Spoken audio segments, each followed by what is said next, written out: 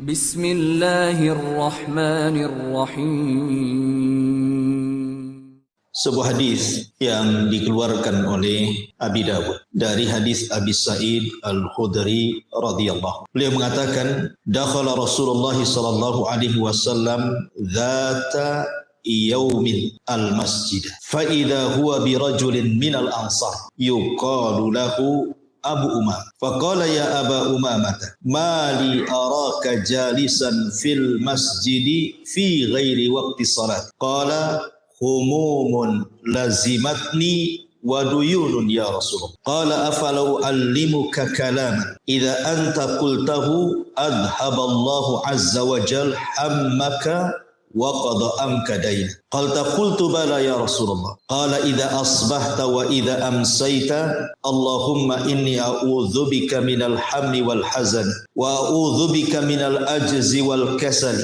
wa a'udzubika minal jubni wal bukhli wa a'udzubika min ghalabatid daini wa qahrir rijal. Qala Abu Umamah fa fa'altu dzalik fa'adhaballahu hammi wa qada anni dain. Rawahu Tirmidzi wa hasan. Abu Sa'id Al-Khudri radhiyallahu an, satu di antara 7 sahabat yang banyak meriwayatkan hadis Nabi SAW di atas 1000. Dan dia juga seorang sahabat dari sahabat-sahabat Ansar yang memiliki banyak keutamaan. Jadi Abu Sa'id ini bercerita, jadi suatu hari Nabi SAW masuk ke dalam masjid. Tiba-tiba saja kaki Rasul SAW ingin dilangkahkan ke masjid. Lalu Nabi SAW bertemu dengan seorang laki-laki dari Ansar yang bernama Abu Umamah. Beliau pun berkata, wahai Abu Umamah, apa yang membuat engkau berada dan duduk di masjid padahal bukan waktu salat? Maka dia menjawab, ya Rasulullah, aku sedang dirundung bingung karena hutang yang belum kulunasi. Maka beliau SAW kemudian mengatakan, maukah aku ajarkan kepada engkau wahai Aba Umamah kalimat-kalimat yang jika engkau mengamalkan, niscaya Allah akan menghilangkan kebingunganmu dan mampu membayarkan hutang-hutang. Maka Abu Umamah mengatakan, tentu ya Rasulullah, apa itu kalimat-kalimat yang kau akan ajarkan? Kemudian beliau bersabda, apabila engkau memasuki pagi dan petang maka bacalah doa ini. Allahumma inni a'udzubika minal hammi wal hazan wa a'udzubika minal ajzi wal kasal wa a'udzubika minal jubni wal bukhli wa a'udzubika min ghalabatid daini wa qahrir rijal. Ya Allah, aku berlindung kepadamu dari kegelisahan dan kesedihan. Aku berlindung kepadamu dari kelemahan dan kemalasan.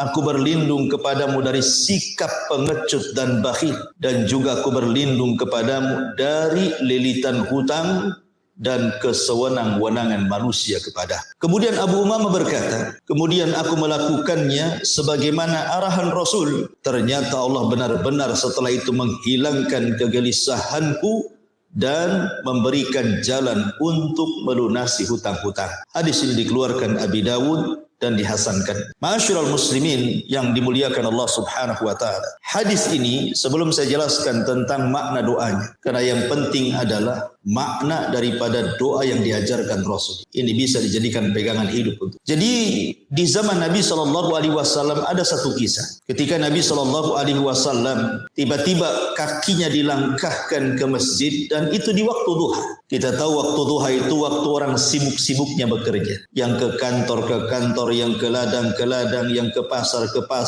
Pokoknya biasanya waktu duha itu jarang orang ada di masjid. Umumnya waktu duha itu orang sedang sibuk. Semua berada di tempat pekerjaannya masing-masing. Baik di zaman kita ataupun di zaman Nabi. Karena itu waktu memang manusia sedang bergerak mencari kehidupan. Tiba-tiba entah kenapa Nabi SAW ingin berangkat ke masjid. Ingin melangkahkan kedua kakinya ke masjid. Tentu yang mendorongnya adalah Allah Subhanahu wa ta'ala. Ketika kemudian dia sampai di masjid, adalah 1-2 orang yang duduk di situ. Rupanya dilihatnya ada seorang sahabat yang duduk di pojok masjid, sedang menghadap kiblat dan sedang berdoa kepada Allah Azza wa Jalla. Nampak dari wajahnya muram durja, nampaknya banyak masalah. Karena biasanya orang yang banyak masalah itu kan nampak dari mukanya, tidak pernah bercahaya wajahnya, muram terus kan gitu. Senyum pun susah kalau ada masalah. Sehingga Nabi SAW paham bahwa sahabat ini ada masalah dalam kehidupan. Maka Rasul mendekati dan berkata, "Ya Aba Umamah, mali araka jalisan fil masjid fi ghairi waqti shalah." Aba Umamah, itu engkau di situ. Ada apa engkau duduk di situ? Ini kan bukan waktu salat. Maksudnya bukan duhur, bukan asar, bukan maghrib, bukan isya, bukan subuh. Jam-jam segini itu harusnya orang bekerja. Kenapa kau duduk di situ? Maka kemudian Abu Umamah mengatakan, humumun lazimatni wa duyun. Humumun lazimatni wa duyun ya Rasulullah. Rasul, aku dirundung kebingungan dan aku dirundung dengan hutang-hutang yang tidak sanggup kubayar. Aku sedang stres. Bahasanya seperti itu. Maka Nabi SAW, seorang Nabi dan Rasul, tahu memberikan solusi. Makanya Nabi SAW mengatakan, "Ya Aba Umamah, seandainya atau sekiranya aku ajarkan kepadamu beberapa kalimat yang kau bisa baca kalimat ini pagi dan petang, niscaya Allah akan hilangkan kebingunganmu dan Allah akan lunasi hutang-hutang. Mau tidak?" Maka tentu orang yang lagi bingung, lagi stres, diberikan solusi, tentu langsung mau kan gitu. Tentu ya Rasulullah, apa itu kalimat-kalimat itu? Maka Nabi SAW mengajarkan nih kalimat ini. Maka ini risalah kepada siapapun yang lagi stres, yang lagi bingung, yang lagi banyak masalah, yang terlilit hutang, yang banyak musibah. Baca doa ini pagi dan petang. Maka Nabi SAW mengatakan, kalau begitu bacalah wahai Abu Umamah, Allahumma inni a'udzubika minal hammi wal hazan, wa a'udzubika minal ajzi wal kasal, wa a'udzubika minal jubni wal bukhli, wa a'udzubika min galabatid daini wa qahrir rijal. Ya Allah, aku berlindung kepada dari kegelisahan dan kesedihan ini. Aku berlindung kepadamu dari kelemahan dan kemalasan ini. Aku berlindung dari sifat pengecut dan bakhil, dan aku berlindung dari pengaruh hutang dan penguasaan manusia kepada. Maka Abu Umamah radhiyallahu an sami'na wa ata'na. Dia mengamalkan doa yang diajarkan Rasul. Tentu bukan hanya doa saja, dia pun berusaha. Karena tawakal itu tergabung dari dua makna, doa dan mengambil sebab.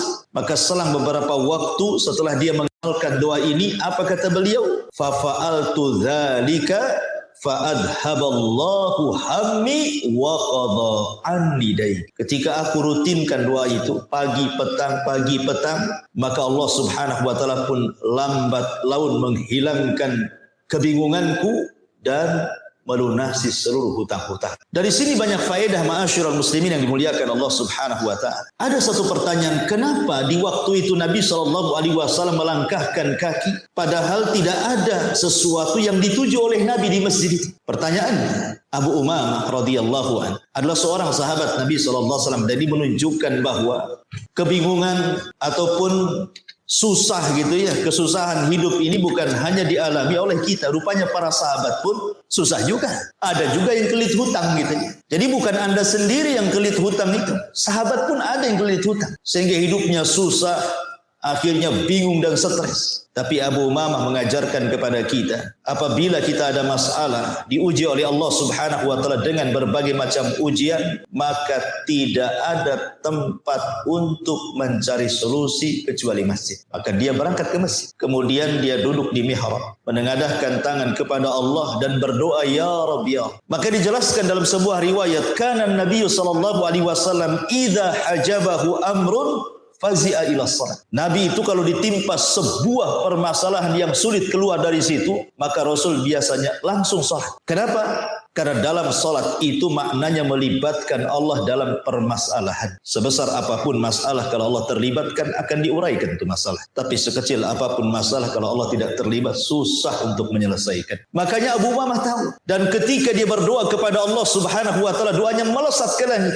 Dan Allah ijabahi dengan dikirim kepadanya Nabi SAW. Kemudian diajarkan beberapa kalimat doa. Sebab itulah Abu Umamah dilepaskan dari kebingungan dan hutang yang melilit. Ini penting. Dalam segala hal kembali kepada Allah. Minta kepada Allah. curhat kepada Allah. Jangan curhat di medsos. Tidak ada gunanya. Ma'asyiral muslimin yang dimuliakan Allah Subhanahu wa taala. Ini satu faedah dari penggalan permulaan hadis Nabi sallallahu alaihi wasallam bahwa apabila ada masalah minta kepada Allah, datang ke masjid. Kenapa masjid? Karena masjid itu Baitullah, rumahnya Allah. Rumahnya Zat yang maha perkasa, maha kaya, maha mengabulkan setiap doa. Yang ia katakan setiap sepertiga malam, man yad'uni fa astajibalah. Siapa yang meminta ku kabulkan. Siapapun yang meminta ku kabulkan. Maka kalau seandainya ada masalah datang ke masjid, memang masjid itu rumah Allah. Bukan datang kepada orang-orang yang tidak pernah mampu mengabulkan doa. Allah yang maha kaya, minta kepada zat yang kaya. Sebab kalau kita bandingkan hutang Anda berapa, sebesar apapun hutang Anda jauh lebih kaya dibandingkan Allah Subhanahu wa taala dari orang yang Anda hutang. Maka minta kepada zat yang paling kaya untuk dilunasi hutang-hutang. Baik, kita akan bahas tentang makna doa ini yang paling penting. Makna doa yang diajarkan Nabi sallallahu alaihi wasallam kepada Abi Umamah. Di sini Nabi sallallahu alaihi wasallam mengajarkan doa kepada Abi Umamah. Allahumma ya Allah, inni a'udzubika minal hammi wal hazan. Aku berlindung kepadamu ya Allah dari kesusahan, wal hazan, dan dari kesedihan. Wa a'udzubika minal ajzi wal kasal. Aku berlindung kepadamu dari al ajzi, kelemahan, wal kasal, dan kemalasan. Wa a'udzubika minal jubni wal bukhli. Dan aku berlindung kepadamu ya Rabb dari kepengecutan dan juga kebakhilan. Wa a'udzubika min ghalabatid dain wa qahrir rijal. Dan aku berlindung kepadamu dari pengaruh hutang dan juga dikuasai manusia. Berarti ada berapa poin? Ada 8 poin di sini. 8 poin yang menjadikan manusia lemah, yang menjadikan manusia tidak berdaya, yang menjadikan manusia tidak bisa apa. Kalau kita selamat dari 8 poin ini, ikhwan, maka kita akan semangat hidup. Tapi kalau Anda terkena 8 poin ini, maka akan lemah hidup kita. Makanya kita berlindung jangan sampai 8 poin ini terkena kepada kita. Karena ini semua berkenaan dengan penyakit hati. Kita tahu bahwa membersihkan hati itu bukan seperti membersihkan piring, membersihkan rumah, membersihkan mobil. Mudah. Ya, tapi membersihkan hati yang kotor itu sulit. Taib, yang pertama, Nabi SAW mengajarkan untuk berlindung minal hammi wal hazan. Minal hammi wal hazan. Alham dan juga al-hazan. Apa itu? Ma'asyiral muslimin yang dimuliakan Allah Subhanahu wa taala. Allah Subhanahu wa taala sudah mentakdirkan manusia ini oleh Allah Subhanahu wa taala dibuat susah dan juga dibuat senang. Itulah kehidupan manusia. Kadang susah, kadang senang. Kadang tertawa, kadang menangis. Kadang sedih, kadang bahagia. Itulah manusia. Wa tilkal ayyam nudawiluha bainan nas. Hari itu diputarkan. Ma'asyiral muslimin yang dimuliakan Allah Subhanahu wa taala, alham wal hazan itu. Alham itu artinya kesusahan. Al-hazan itu artinya kesedihan. Kalau seorang merasakan duka cita dengan perkara-perkara yang sudah lewat, itu disebut al-hazan. Umpamanya dulu kita ditinggal mati oleh pasangan kita, ditinggal meninggal oleh anak kita, ditinggal mati oleh ibu bapak kita. Kemudian kita terpikir terus. Sedihnya itu tidak hilang-hilang. Itu namanya al-hazan. Atau mungkin seseorang itu dulu pernah kaya, tiba-tiba bangkrut, kepikiran terus bahwa dia pernah kaya, sedih akhir. Atau dulu mungkin seseorang, boleh jadi mungkin menunggu seseorang tapi tak datang pula orang itu. Ditunggu-tunggu, tak datang juga. Suaminya pergi, rupanya hilang kontak. Bertahun-tahun, entah kawin lagi, entah mati, tak jelas. Ditunggu-tunggu, sedih akhirnya. Itu disebut al-hazan. Atau boleh jadi dia kehilangan harta yang banyak. Entah kena tsunami, entah kena gempa, entah kena musibah apalah. Tiba-tiba harta yang sudah lama dikumpul-kumpulnya ludas dalam sesaat. Akhirnya dia kepikiran, kemudian sedih. Itulah al-hazan. Tetapi kalau seandainya seseorang itu bingung karena perkara yang akan datang. Gimana? Saya sudah utang banyak. Waktu penagihan sudah dekat. Saya pula tak ada uang untuk membayarnya. Susahlah hidup dia. Itu disebut alham. Gimana anak saya kalau sudah besar? Bisa sekolah tidak, bisa mondok tidak dia. Stres. Sudah dipikirkan. Jadi kalau ham itu memikirkan sesuatu yang akan datang. Kalau hazan itu sedih dari perkara yang sudah berlalu. Lah kita berlindung dari dua-duanya. Dari susah dan sedih. Karena orang susah itu, ikhwatu fiddin, biasanya mematikan otak. Orang kalau sudah susah, otak itu jadi buntu, ikhwan. Ya kan? Padahal hidup di dunia ini, antum saja berjalan, terkadang mendaki, terkadang turun. Terkadang belok kiri, terkadang belok kanan. Terkadang ada lubang, terkadang mulus. Dan begitu seterusnya. Itu hidup di jalan raya. Apalagi dalam kehidupan sehari-hari kita. Kan tidak semua dalam bahasa Arab ala tul gitu ya. Lurus saja kan tidak. Orang itu kan pasti diuji. Entah diuji oleh pasangannya, entah diuji oleh anaknya, entah diuji oleh orang tuanya, entah diuji dengan tetangganya. Apakah diuji dalam pekerjaannya, apakah diuji dengan kesehatannya, apakah diuji dengan ekonominya. Namanya orang itu kan diuji setiap hari. Dunia ini bukan tempat istirahat. Dunia ini tempat ujian. Makanya biasanya kalau orang susah, ikhwan, maka akan kusut. Kusut itu wajah. Nampak dari kekusutan wajah. Otaknya akan susah untuk berpikir. Makanya apabila susah, ikhwan, maka gelap yang ada dalam otaknya. Sehingga yang kusut tidak bisa terurai. Makanya kita berlindung dari kesusahan. Karena orang susah itu susah berpikir biasa. Ya. Kita berlindung dari susah. Sebab kalau senang biasanya encer otaknya. Ya kalau senang kan encer otak. Kayaknya plong di dunia ini. Tapi kalau susah kan, rumah megah jadi sempit. Dan itu. Istri cantik pun kayak iblis. Orang susah, stres. Masyarul muslimin yang dimuliakan Allah Azza wa Jalla. Begitu juga orang sedih. Orang sedih ini ikhwan sama dengan orang susah juga. Kalau orang sedih itu biasanya juga kurang lebih hidupnya. Tidak ada cahaya kebahagiaan dalam raut mukanya itu. Senyum pun susah orang sedih itu. Dihibur macam manapun orang sedih tetap sedih. Sehingga susah berpikir. Makanya susah dan sedih ini membutakan pikiran orang. Sholat susah khusyuk. Ya coba saja orang sedih susah khusyuk, ikhwan. Ada orang yang hari ini umpamanya meninggal pasangan dan pasangannya itu dicintai dia, entah suami entah istri. Kemudian dia sholat khusyuk tidak khusyuk. Tidak akan khusyuk. Terpikir dengan perkara lain. Terkadang apa yang dibaca dalam sholat pun tidak sadar dia. Baca apa dia. Begitu juga orang susah. Susah otaknya itu. Karena bingung otaknya. Susah. Seperti kisah ketika seseorang yang hari itu akan dibunuh kemudian dia sholat. Kan ada kisah. Ada orang soleh menitipkan barang kepada perampok yang disangkanya perampok ini orang baik. Rupanya dibawa ke tengah padang pasir. Setelah di tengah padang pasir rupanya dia ngaku aku perampok. Kemudian dia mengatakan kalau engkau perampok gak apa-apa. Lepaskan aku semua kekayaanku ambil. Rupanya perampok ini mengatakan semua orang yang kurampok hartanya persis ucapanmu dengan kau. Tapi tidak ada yang selamat dari aku. Kemudian dia mengatakan kalau begitu izinkan aku sholat. Diambilnya wudu kemudian sholat 2 rakaat. Ketika takbiratul ikhram Allahu Akbar. Blank, gak ada yang bisa dibaca. Hilang semua hafalannya. Kenapa?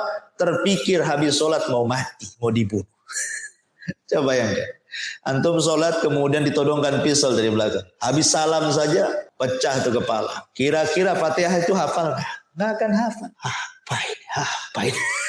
Karena sudah jelas tuh. Habis sholat mau mati. Itulah orang bingung. Gelap hatinya. Makanya Rasul berlindung dari 2 perkara ini. Dari susah dan dari duka cita. Ini yang pertama dan kedua. Kemudian yang ketiga, Nabi SAW mengatakan wa a'udzubika minal ajzi wal kasal. Dan aku berlindung dari kelemahan dan juga dari kemalasan. Ma'asyiral muslimin, apa bedanya al-ajzu dan apa bedanya al-kasal? Ulama mengatakan bahwa al-ajzu itu adalah huwa wujudu iradatin lil fi'li ma'adami wujudi qudratin liinjazihi wa ammal kasalu fahuwa intifa'u tilkal iradah. Orang lemah itu adalah orang yang punya keinginan untuk melakukan sesuatu tapi tidak kuasa melakukan. Lemah. Ingin dia sholat tapi badannya sakit stroke tak bisa sholat. Inginlah dia dengar azan tetapi kedua telinganya tuli. Rusak gendangnya. Ingin dia kerja, tapi bagaimana aku lagi sakit. Itulah orang lemah nanti. Lemah itu punya keinginan untuk melakukan sesuatu, tapi tidak punya kemampuan. Itu disebut lemah. Tapi kalau malas ini beda. Ya. Malas ini dia sanggup melakukan. Dia bisa melakukannya. Dia bisa sholat. Dia bisa datang ke pengajian, dia bisa bekerja, mampu badannya, tapi tidak ada keinginan. Itulah bedanya dibalik. Gitu. Kalau satunya yang lemah itu punya keinginan tapi tak sanggup melakukan. Kalau malas terbalik, malas itu sanggup melakukan tapi tak punya keinginan. Saya contohkan lebih jelas. Ada suara azan, semua orang dengar azan. Saya atau siapapun lah orang dengar. Yang satu dengar azan, langsung dia ke masjid. Bahkan belum lagi muazin azan itu, langsung dia ke masjid. Baru ngidupin mic aja dia sudah ke masjid. Yang satu pula tak dengar suara azan. Kemudian dia pun setruk, tak bisa pula melangkah ke masjid. Lah yang satu pula dia dengar dia suara azan, tapi tak mau ke masjid. Itu kan beda. Ya. Ini yang satu ini betul-betul dia mendengar suara azan, langsung bergegas ke masjid. Orang yang beriman seperti itu. Tidak lemah, tidak malas. Ya. Tetapi yang satu pengen dia ke masjid tapi tidak bisa mendengar azan. Walaupun dia mendengar azan, kaki pula tak bisa dilangkahkan karena satu. Lemah dia. Itu disebut lemah. Ya. Yang satu pula sanggup kakinya datang ke masjid, tetapi keinginannya tidak ada. Itulah malas. Makanya kita berlindung dari dua perkara ini. Jangan sampai ditimpakan kelemahan sehingga kita ingin berbuat sesuatu tidak bisa.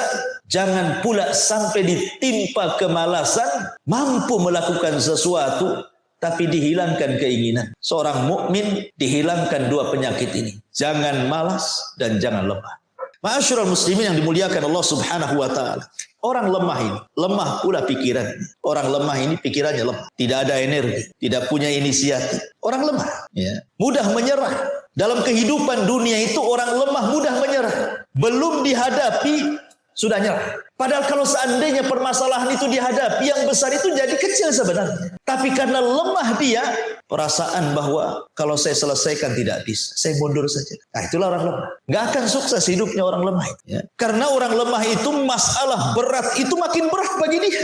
Makanya tidak bisa diuraikan oleh orang lemah itu. Makanya jangan mengambil pemimpin itu orang lemah. Hancur negara ini. Orang lemah ini membahayakan. Keinginannya kuat, cita-citanya tinggi gitu ya, tapi tidak bisa diraih. Lah orang malas, kalau sudah malas ikhwan, kira-kira apa yang dikerjakan orang malas? Apa yang mau dikerjakan orang malas itu? Orang malas itu susah kerja. Dalam kehidupan dunia saja orang malas itu susah kerja. Kerjanya duduk-duduk, termenung, tidur saja. Orang malas gitu ya kan. Ma'ruf orang malas itu. Ya. Orang malas itu banyak angan-angan saja biasanya. Jadi angan-angannya itu kayaknya tinggi kan. Pengen terbang tapi tak punya sayap. Ya. Pengen usaha tapi tak punya modal. Akhirnya angan-angan saja. Itulah orang malas. Ma'asyiral muslimin yang dimuliakan Allah Subhanahu wa taala. Makanya saya pernah membaca istilah-istilahnya. Istilah Melayu kalau nggak salah. Mati Belanda karena pangkat.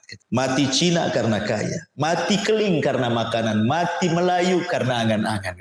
Jadi intinya bahwa Ma'asyiral muslimin, jangan pula banyak angan-angan, malas, kerja saja. Jadi pengaruh seperti ini, pengaruh orang lemah dan malas ini menghancurkan kehidupan muslim.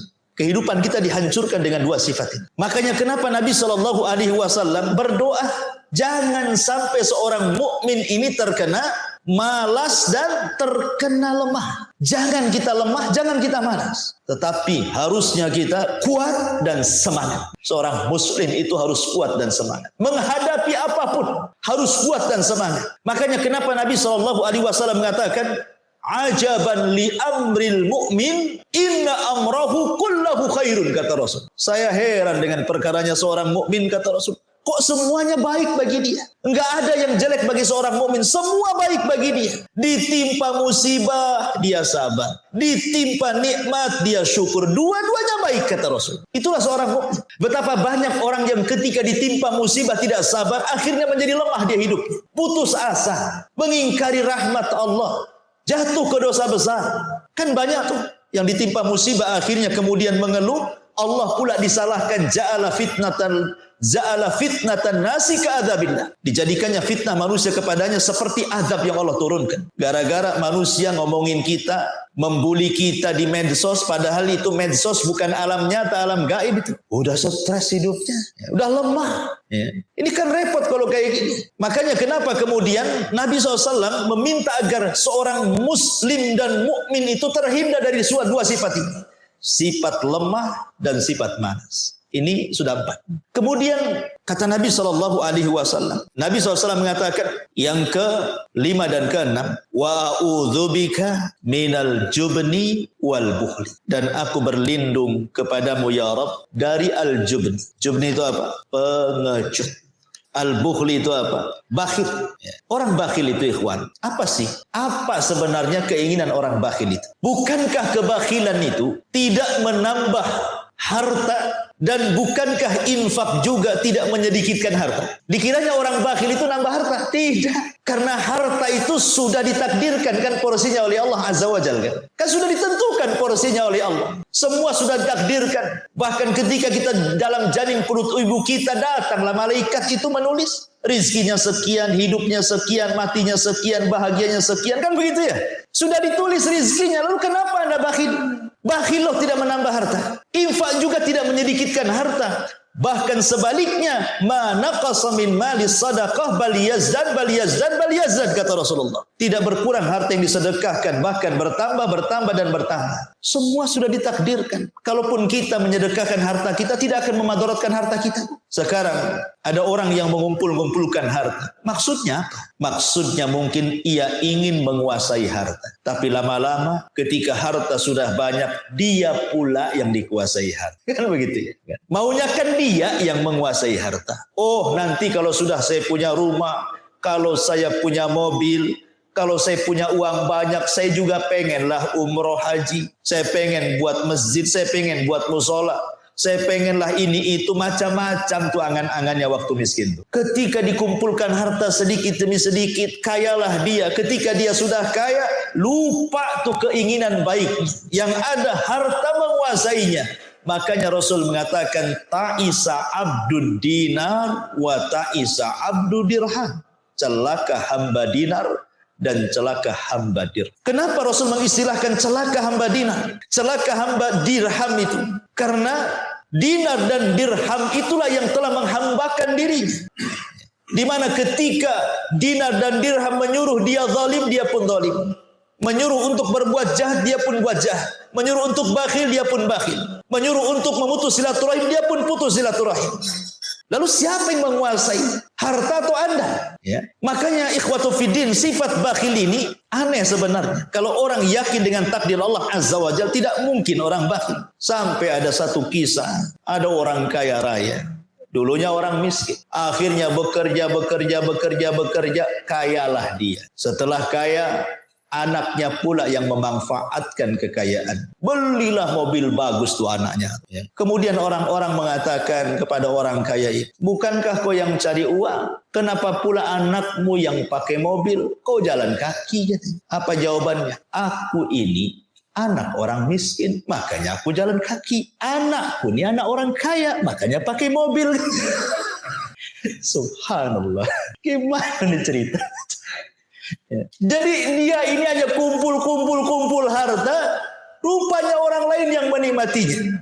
Disinilah para ulama mengatakan haqiqatil mal at-tajmi' wa tafriq, bahwa hakikat harta itu at-tajmi', dikumpul wa tafriq, habis itu ditinggalkan. Setelah dia kaya, yang menikmati siapa? Orang lain, anak cucunya. Jadi rebutan mereka.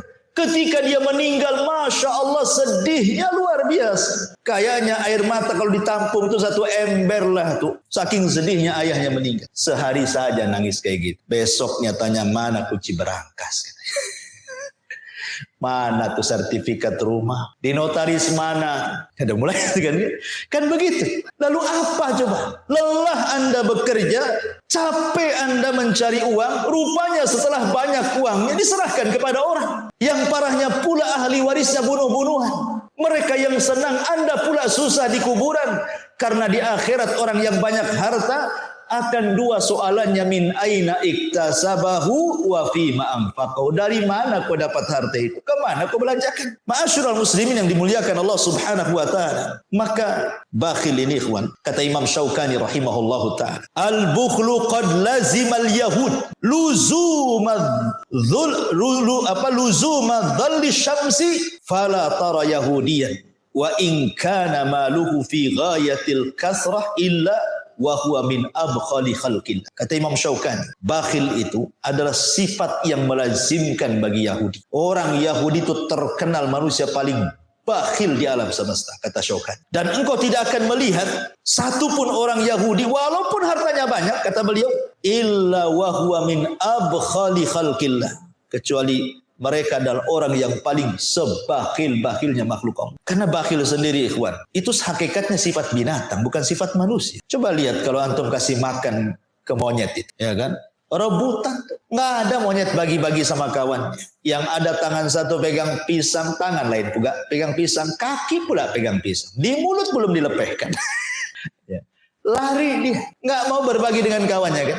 Lalu apa bedanya orang bakhil dengan monyet kalau begitu? Ya. Jadi bakhil ini sifat binatang. Makanya kemudian datang syariat Islam supaya kita berlindung dari kebakhilan. Dan Allah mengatakan wa amman bakhila wastaghna. Adapun orang yang bakhil dan merasa cukup dengan Allah, dengan dirinya, tidak perlu dengan Allah. Istaghna, merasa cukup dengan dirinya. Dia tidak berhajat dengan Allah. Maka di ujung ayat Allah mengatakan fasanu yassiruhu lil usra. Sudah sulit jalan ke sorga, bahkan mudah jalan ke neraka. Allah persulit lagi. Ya. Makanya kenapa kemudian Nabi mengancam thalathun muhlikat. Ada 3 perkara yang menghancurkan manusia. Syuhun muta' wa hawan muttaba' wa ijabul mar'i nafsi. Kebakhilan yang dituruti, hawa nafsu yang diikuti, dan kebanggaan diri yang jadi kesombongan diri. Ma'asyiral muslimin. Kemudian yang kedua, pengecut. Seorang muslim tidak boleh pengecut, tidak boleh jubat. Karena separuh kehidupan manusia ini jadi gagal gara-gara pengecut. Orang mau berbisnis, modal sudah ada, skill sudah ada, keberanian tak ada. Tak jadi orang bisnis. Jadi pengecut itu bukan dalam peperangan saja. Pengecut dalam hidup kesehari-harian. Tidak berani menegur orang. Ya. Atau tidak berani menghadapi kehidupan. Pengecut, takut dia. Sehingga kemudian orang seperti ini terus dilanda rasa takut. Jangan yang terlalu besar. Coba kalau ada orang yang suka takut dengan setan nih. Jangan cerita jalan ke Tamiang, ke kuburan Tamiang. Jalan ke belakang rumah yang gelap saja. Lari kencang. Mau nabrak tiang, mau nabrak pohon, terserah. Yang penting lari. Orang pengecut itu kayak gitu. Ya.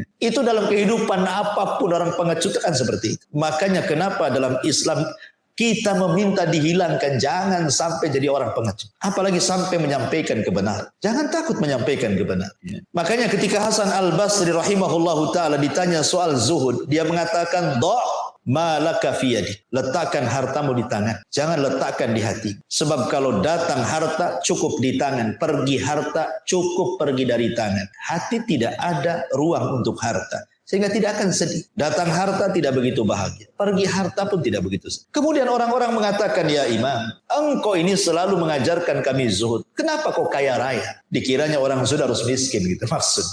Apa kata Hasan Al-Basri? Likai la atamandalu alal muluk. Supaya aku tidak menjilat pemerintah. Aku bisa katakan yang hak itu hak. Yang batil itu batil. Tidak ada yang menyetir saya. Keberanian. Ya. Ma'asyiral muslimin yang dimuliakan Allah Subhanahu wa ta'ala. Kemudian yang terakhir.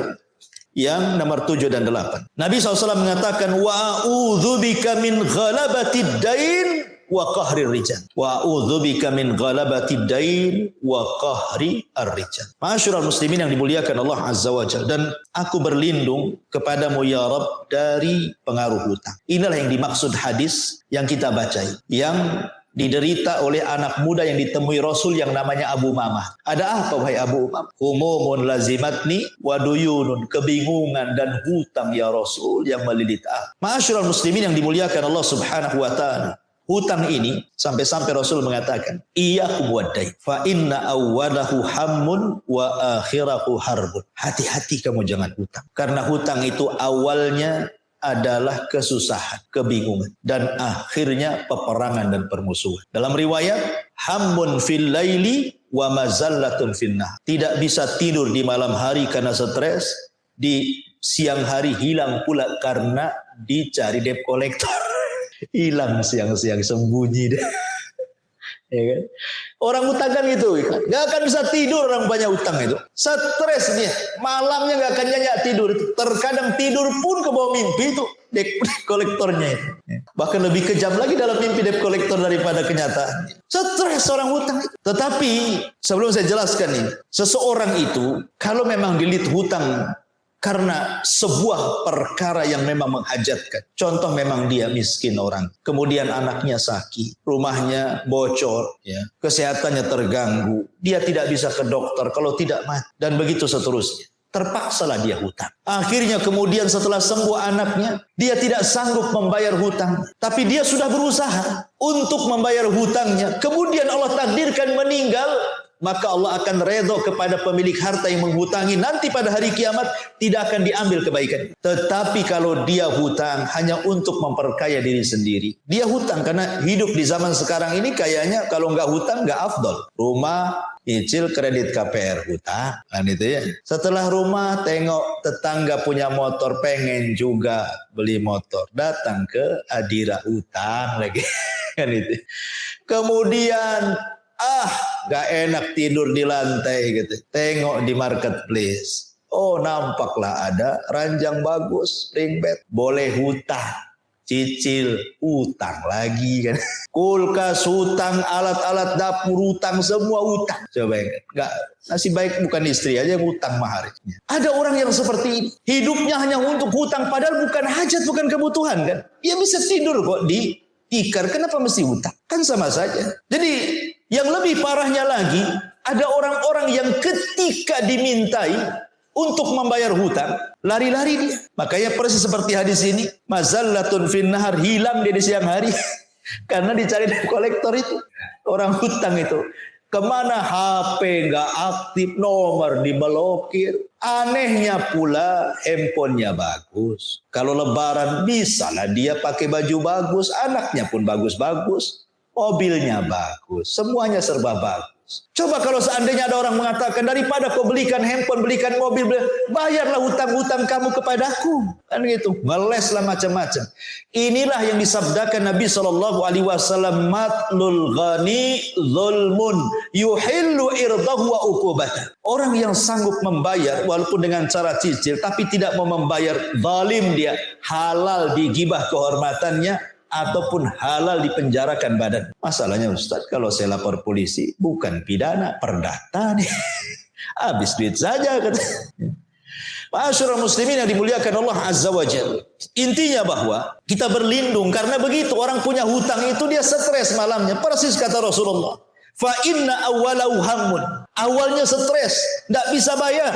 Wa akhirahu harbun. Akhirnya perang. Kadang-kadang yang kejam ini bukan yang nagih hutang. Yang kejam ini yang berutang. Harusnya yang marah-marah itu yang nagih hutang. Ini yang utang yang marah-marah.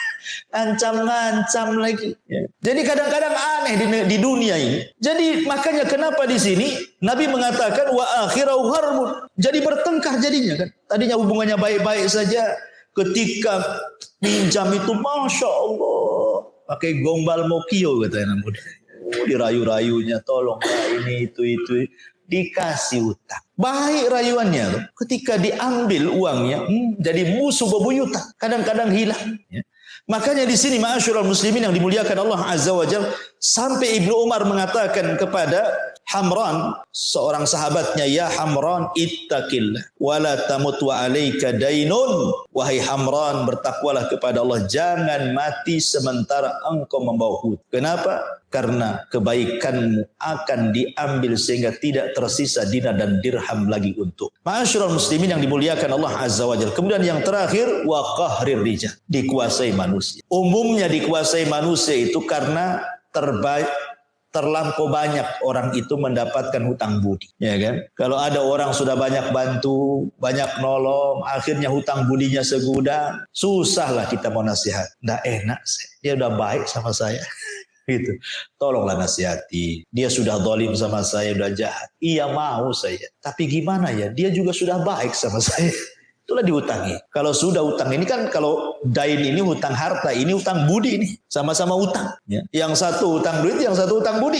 Ketika hutang budi makin banyak, sering dikasih hadiah, sering dikasih utangan, sering dikasih ini, akhirnya sering dibantu, banyaklah budi dia sama dia. Susah dia mau bicara. Makanya qahrir rijal itu artinya tidak punya kemerdekaan diri. Dia jadi budak di hadapan manusia, dikuasai manusia. Padahal kita ini diciptakan untuk merdeka, bisa mengatur diri sendiri. Kenapa jadi budak? Maka kita berlindung kepada Allah Subhanahu wa taala. Jangan sampai dikuasai orang. Atau qahrir rijal itu maknanya jangan sampai ada orang yang kemudian berani mengancam kita sehingga kita takut. Dikuasai rasa takut karena diancam, mau dibunuh, mau dipukul, mau di ini, mau di itu. Jangan sampai dikuasai orang. Makanya kemudian yang terakhir Rasulullah SAW berlindung, Allahumma inni a'udzubika min ghalabatid daini wa qahrir rijal. Aku berlindung kepadamu ya Rabb dari pengaruh hutang dan pengaruh kuasa manusia kepada. Wallahu alam, tepat di jam 9. Mudah-mudahan ada manfaatnya. Taib ikhwan, tidak ada tanya jawab. Subhanallah bihamdika asyhadu an la ilaha illa anta astaghfiruka wa atubu ilaik. Allah taala alam. Assalamualaikum warahmatullahi wabarakatuh.